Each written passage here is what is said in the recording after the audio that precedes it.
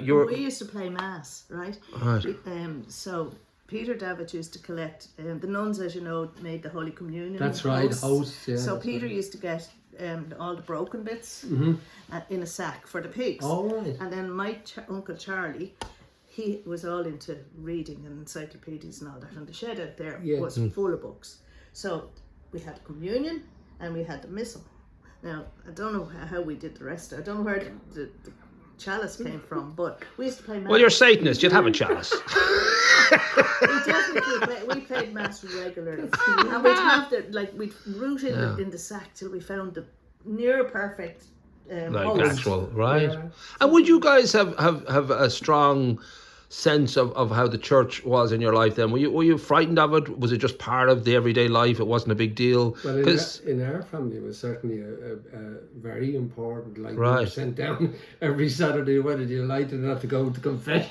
No, okay. In the church, no, my granny was a bit holy, but my mother wasn't a bit holy. I always remember Teresa Bradshaw was being churched. Okay. That didn't work out. We were coming out of church after being at something. Yeah. And she was up at the altar with the priest, and I said to my mother, I said, "What's she doing up there?" And my mother said, "She's being churched." And I said, I didn't understand what she meant. Anyway, seemingly when you had a baby, you had to be churched. Yeah. Churched. And I know my mother didn't agree with it, and my mother was giving out all the way down the street down until we got to the Delgany Inn. Probably she was still giving out about it. And what did it mean? Like that you just got introduced to that you being were a better... unclean, I presume, after you had a baby or something, and you had to be Jesus. churched. I think now if you said somebody's going to be churched, you say, holy shit, I'd make a run for it. But I never forgot that, because I always, and I remember my mother being so my mother was a bit ahead of her time. Yeah, she would have been. Because I see the pattern of like reflected in my mom, the way Ireland went from being very, very kind of, dedicated to the church and pretty much anything and everything they said was fine. And yet there was always a question mark over some of the rules and some of the regulations.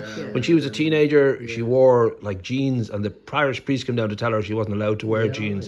And she basically told him to go, And I think gradually she just, as much as she believed in obviously good and God and all that, she pretty much gave up on the church by the end. She felt that there was so much corruption and oppression. My mother lived in Meath, but her sister became pregnant, like whatever you call the word. And the priest came down and said, so she was sent off to Seanross Abbey in Roscrea. Wow.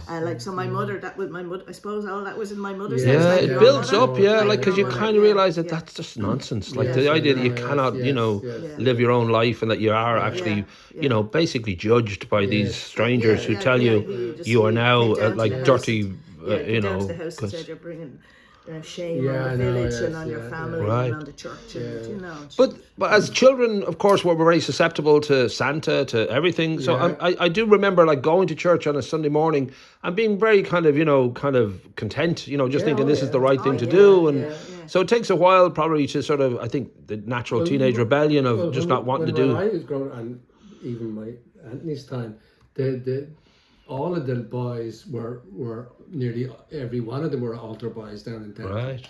You are very holy. I know, that sounds right. But Declan, my brother... But your brother... Declan was an altar... your brother, Patrick, and the whole lot. Imagine Patrick, an altar boy. Was Christy Davitt an altar boy?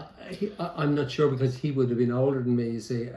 He would have been an I don't remember him being an altar boy. I don't know. But there weren't many things to do as a kid, like to be connected to something, you couldn't join up. There was always the ceremonies and all, the May Day. Benediction, it was a big part. I can't remember now. You'd get for some services or some, you get a little bit of money, wouldn't you? Or was that? We used to get. The nuns were very good to the altar boys. They used to give you at Easter time. You'd get Easter eggs and whatever. Okay. And at Christmas time they'd give you little relics, holy crosses and things like that, and all. They looked so it was worth it very well.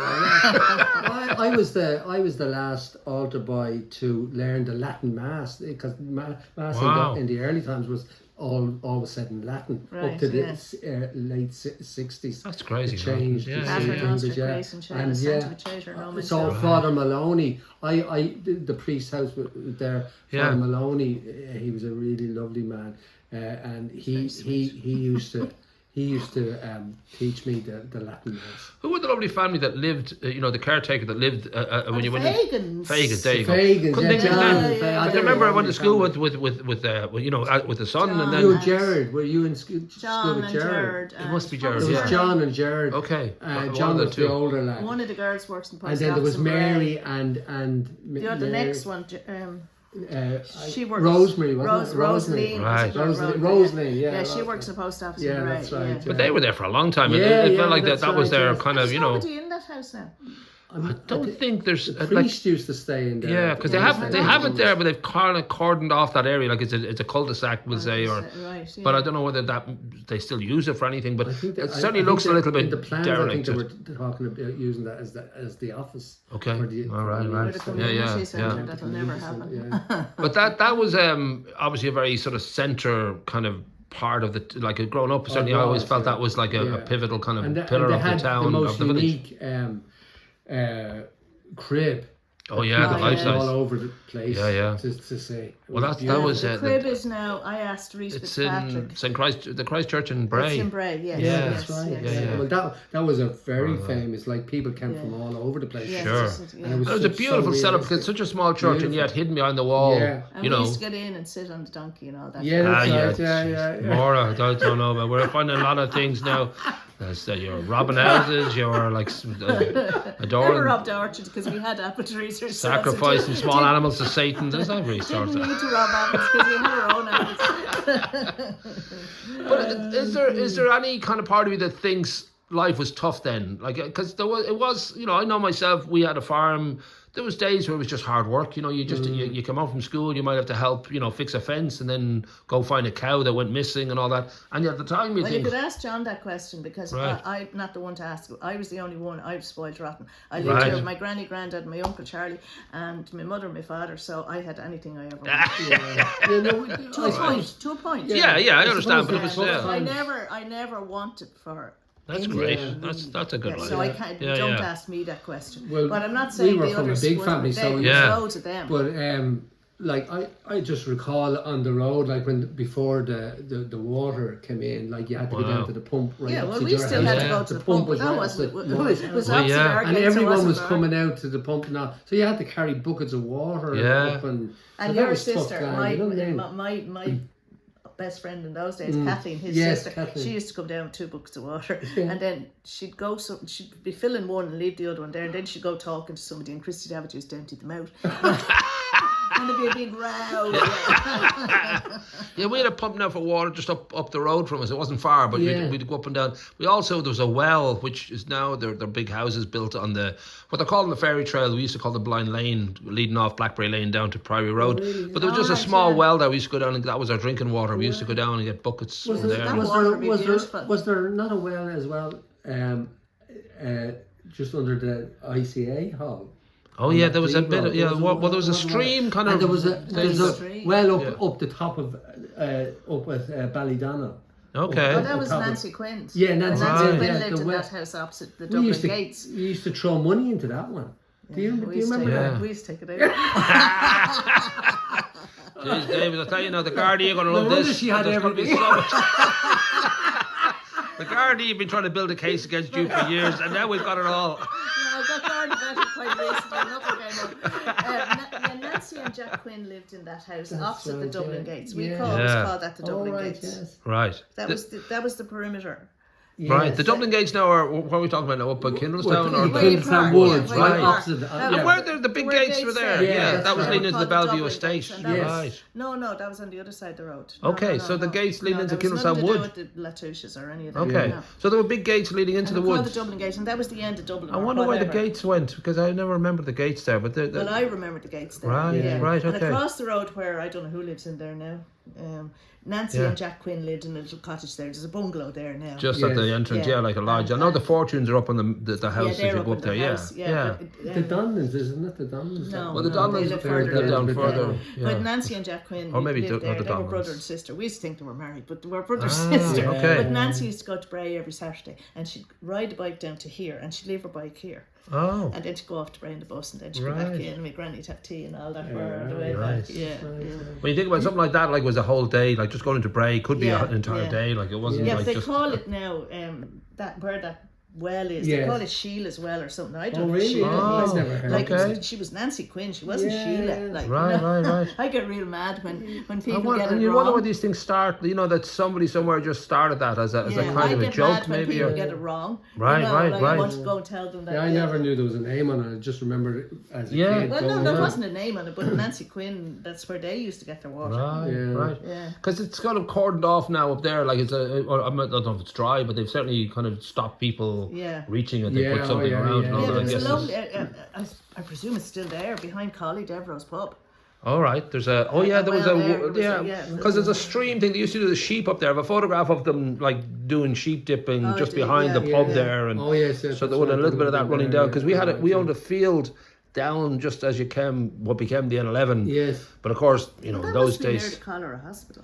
Well, there you go. I don't know, but I know my dad now, being that era, they just the council said we want your field. You just took it. You didn't think well this could be worth like 20,000. It could be worth 100,000. Every time I used to meet your mother, she used to say, "I had you sitting on my knee." Wow. Yeah, she'd say that to me when I was 1 or something. Because that's the thing. The overlaps are huge. But the three of us here now would have 1,000 people that were kind of connected for different reasons, and of course they've got kids. You've got kids, or so you do find yourself realizing into a conversation halfway through that you're actually possibly related, you or can't go anywhere, but you find some connection. And then I remember O'Mara's running the Wicklow Arms. Do you remember? The Great O'Mara's. They had a great run. That's what I'm saying. Well, it was Dan's for originally, and I know of a lovely diary from the daughter of. What's her name? Married to Jimmy McGee. What's her name? Oh, I know there was I have a few bits of the history, but it's a hard one to. I know that I have a diary from 1913 of a young girl. She was only 13, and her family owned it at that time, and I think it was Dan's. Was the family. Dan's, that's right. And that's kind of like just recalling all the different things that were going on in the village. Was it? Newell's. It was Newell's Hotel for a while. Before, the daughter was married to Jimmy McGee from the riding stables. What's her name? Her daughter works down in Sports Direct. What do you call it? All right. Anyway, it doesn't matter. Holy moly. It doesn't matter. It's a real head twister because I myself, especially now with the way we live with the internet and all that, you don't even get to see people sometimes. You just know names and it's put a name to a face and you don't know because you don't need to know. There's a million things going on. We knew all the telephone numbers. I did sort of say that like was your childhood tough, but do you think it was? Is it partly a kind of romanticism now and we naturally have for looking back, or do you really believe that you were incredibly happy? Like, because we all worry when we're young: are we going to find a partner? Are we liked by our friends? Are we going to be popular in school? I mean, there is a sort of a jungle part of growing up. Do you think that it was a better time? Do you think that it was genuinely? I just think that everyone will, as you said before, everyone will look back at their childhood and they'll have happy memories. Not everybody. No. You know what I mean? No. But you will think it was the better time. I suppose. You know what I mean? That's the way it is. Because I think the energy you had and the curiosity you had at that age, where everything is possible. And everything is new and magical, and there's a real sense of adventure about life. Even on a dull Tuesday, you can still feel like anything is going to happen. Whereas naturally, as you get older, you sort of settle into a certain groove of life, and you realise you're not going to hand glide. I know, it was very magic. It was magical. It was magical. As I said, like there was nothing bad really. No, there wasn't. Like, actually. No. There never was really a big scandal in Delgany. Like there was never like a murder or no. When you think about it was a very innocent kind of sweet place, that we didn't, and not that there's mad murders now. And so there was loads of drinking. There were certainly fights, but there was no deaths, thankfully. There was no deaths, no. I don't really remember very well. I wouldn't be down there at night time. And of course, the way the world has gone, not just Delgany, but people live differently now. Like people meet for a coffee, they don't meet for a pint. I think people's the nightlife kind of has pulled back hugely because people just have a huge amount at home. They can buy 20 cans of beer for a tenner in Lidl, and they can, and then Netflix and all the rest are throwing new stuff at them every night. So they really don't have the need to go out. And of course, there's something lost with that because the actual interaction of people you know, that I mean, just the conversations and the Delgany Inn when the Platts owned it, like, I mean, that was our kind of haunt. Yes. Besides Yeah. the Grove Bar, but Yes. like, you know, when you think the Delgany Inn, like, it was very a great, popular great as well place at to the go. time, yeah. And like, they had this cocktail bar, and it had a copper counter.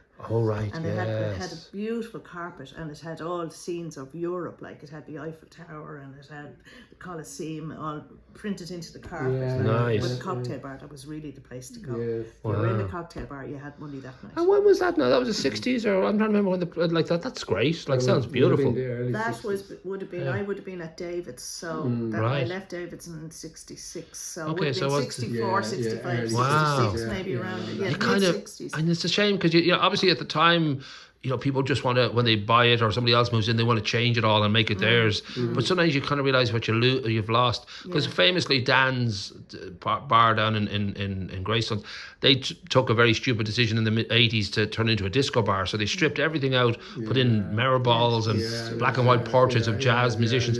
And then they realized that fad was over. They had to go and buy all that old crap and put it back in. And then, you know, you just realize, oh, you know, if you just stick with it, things are timeless and Well, after Barry O'Mara's sold it to Spendlove's made it into a real great. Well, the restaurant was huge. That was absolutely fantastic. We went every Sunday. It was just a cracker. Wonderful, and the food and everything. Well, there was kind and of people came from all over the place there was again. a bit of opposition, I you know what suppose. mean? Well, they were kind of there after Mrs. Platt in the Delgany Yeah, Inn. they would have been. Yes, they would have been after but that time. it was good to eat in the Delgany Inn. But and it's that's and Mrs. Murphy was the Mrs. Murphy who lived in number 2. All right. She was the cook. Okay, all right. Her speciality was chicken aloe king. She used to call it Chicken aloe king. Wow, what the hell? What happened to that chicken? King. All right, right. She used to call it chicken aloe king. That was her speciality. And was she in the horse now? I mean, in the Wicklow or in the Delgany? Okay, right, with Platt. Okay, right. I often remember coming in. My mother worked there as well, and I remember getting off the 84 bus coming from David's, and I'd be waiting on my mother to finish or whatever, and I'd have to shell prawns. Oh my God, I hated it so much. And Mrs. Platt had a parrot, didn't they? No, minor bird. A minor bird. Wow. We used to call it a parrot. And would that be in the bar? Or would that Yes, in the bar. Wow. Yeah, it was in the bar. Another pint. And the lads used to tell I say when the drink kicked in and suddenly you're looking at the Eiffel Tower behind you, and then there's a bird talking to you. Cocktail bar. Okay, all right. Bird in the cocktail bar. Like, come on. Oh, of course, apologies. Of course, you never have a bird in a cocktail bar. Sure, lots of lads have. And you see, the Wicklow Arms at that time when Barry O'Mara was doing it, they had a bar and they had and a lounge, and all the local guys used to play darts in the bar. I think if that bar was still there, it'd be a killer because I think of that the way the bar was in the Burnaby, and also the way Dan's is. I Just remember a funny story from the lounge in Barry O'Mara's. Yeah. All right. Wicklow Arms. My dad was probably an alcoholic, but he was always there anyway. And one time Willie Roach from Roach's Stores came in. Okay. And he was a messer. And everybody had shirts and ties in those days and jackets. He went around with his scissors and he cut everybody's tie off. Everybody in the whole place. He didn't know them. Of course. There was ructions anyway. I don't know. Nobody got killed. But the next night or whenever, he arrived with a whole box of new ties from the shop. Oh wow! And I wonder what inspired him. Like, was he drunk or was he just having the crack? Yeah, be messer. Advertising his Holy ties. moly!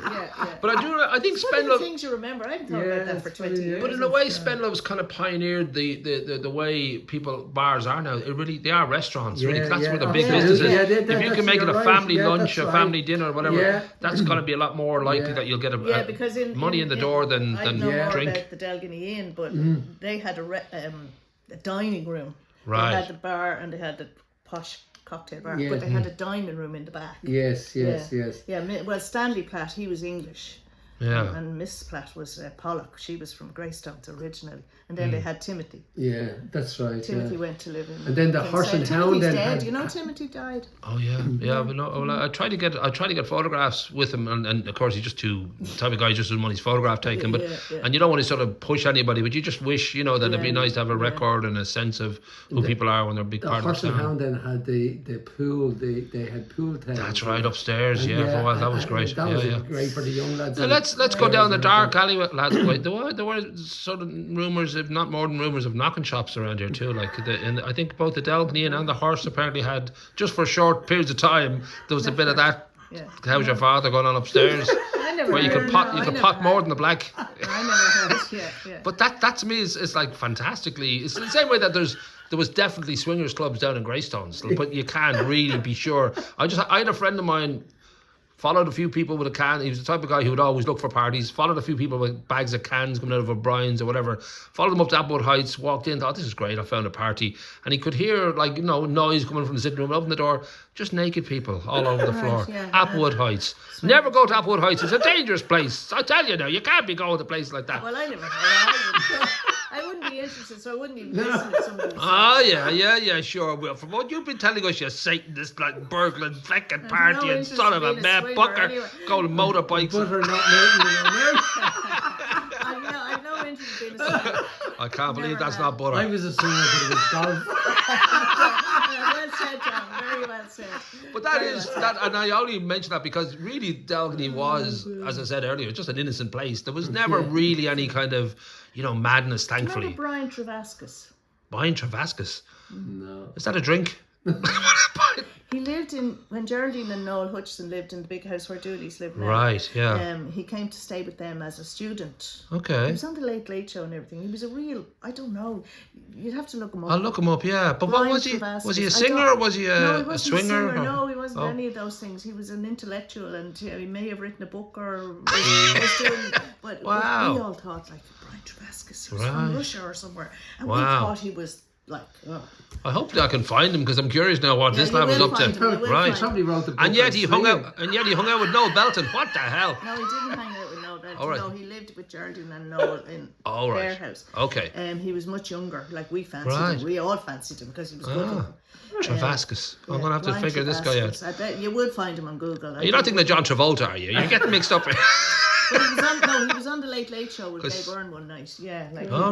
Because that's the thing. We did a piece. Now there's a bunch of great interviews with Shay, and just the fact that there were celebrities, as we mentioned earlier, like Julian Lennon would hang around the village for a while when his mother and himself lived in Kilmechanic. Yeah. And then there was an actor, and I'll put it in the link above, that lived where Laddie the Butler is now. He was doing very well on television and all that. It was a kind of occasionally people would find this as a place to hide. Right. It was a good place to sort of get away from the. And, now you just reminded me in Valley View. All right. Well, that's probably who you're talking about. All right. They lived in where Miss Lally lives now. Yeah. John Clive. Oh yes. And John Clive wrote the words of A Yellow Submarine for the Beatles. All right. He wrote the words. Oh, in the film maybe. The words. Okay. For the song. Oh no, he wouldn't have done that. And he also wrote the words to. He wouldn't have done the lyrics now because he might have been part of the film or something like that. No, but the guy I know, John Clive. Right. Who lived in Lally's house. Right. At some stage. You're saying he co-wrote a Beatles song. He wrote two. He wrote. Maura, get out. Go wait in the car. Now you've had too much to drink. Now you're getting out of hand. He wrote the words to. I think he might have read the script or something to the film. There's a house down Valley View called because when he made so much money from the second words he wrote to the second song, can't think of it at the minute. Right. He bought that house in Valley View with the proceeds. Right. Now I'm going to say that's ours. John, no, it's not. I've studied the Beatles. No, John Clive didn't write the lyrics as Yellow Submarine. His name would have popped up somewhere in the Beatles story. But he could be connected now. He could have been part of the movie. He wrote some books as well. I have some of his books. I'll get them for you. I think we could end this with a fight. Well, you're getting calls in the middle of a very important interview. Know, big agent. That's right. But I'm fascinated now. I know that he was an actor. He had a TV show in the 70s about something Fields. robots. Tell me another song like. I'm not even going to entertain that idea that some lad here wrote the Beatles lyrics. Nice song, there's 10,000 Beatles songs, but I can guarantee you John Clive didn't write lyrics for the Beatles because that'd be part of their history. They would have mentioned that, by the way, two of our songs that we're very famous for, we got somebody else to do the lyrics. Said that's what he bought the house with. Okay, well, I'd say he got royalties from maybe the movie. He could have been one of the voices for the Beatles in the movie because they didn't do the movie and all that. Fitzpatrick, she lives in that house now. Okay. Okay. There you go. And I said to her, you often said to her, that's the name of the house. I can't think of it. It's so annoying. I can't think of the name of it. I'll click back. I'll do a little search on him and all that. We'll click it in the text so people know who he is. Now we've hit 75 minutes of yakking, lads. So I think we might have to do this. We will do this again. That's only the first chapter. I know. We haven't even got out of beyond 1965 yet. Yeah, I think we have to go go to the pub because our trunk. But thanks a million, and I do definitely, you know, we cannot have a talk off camera, and if there are other things now that we want to cover, we'll do another day where we just cover, because there's so much of this is. Give us a year or so. But there's personal stuff which is great, you know, your actual own history. Yes. But then it's also the memories of what was shared, like with everybody here. I mean, you mentioned the football and the Foresters Hall and all that. Our families are going back to the late hundreds of years, really, in a way. You know, Like when the Downs people, born because your people and my people they all lived in the Downs. Yeah, that's right. Frank's parents lived in the Downs. Everybody lived in the Downs. Up on the I know with our own, like the house, like my dad's house now is like 300 years old now, and they would have built that, so there's a long, and it would have been such a difference. Hundreds of people lived up there. Yeah, I know. In the Downs and all that. Yeah. And it's a lovely spot. They must have sold stuff up in the Fairgreen. They must have sold cattle and stuff. Again, it's just knowing the parts of the jigsaw puzzle, just getting people who lived, you know, or have memories or photographs are always great. Because getting a taste of what it looked like and who was there and all that. The Fitzpatricks, they lived up there as well. Yeah, that's the right. Colemans lived up there. The Gradens lived up there. The Keenans lived up there. The Davises. Incredible. And all you feckers come down here. Why the hell could you have stayed up there? Keep out of our way. I wish I was up there now. I wish I was up there. I wanted to look at all those houses out there.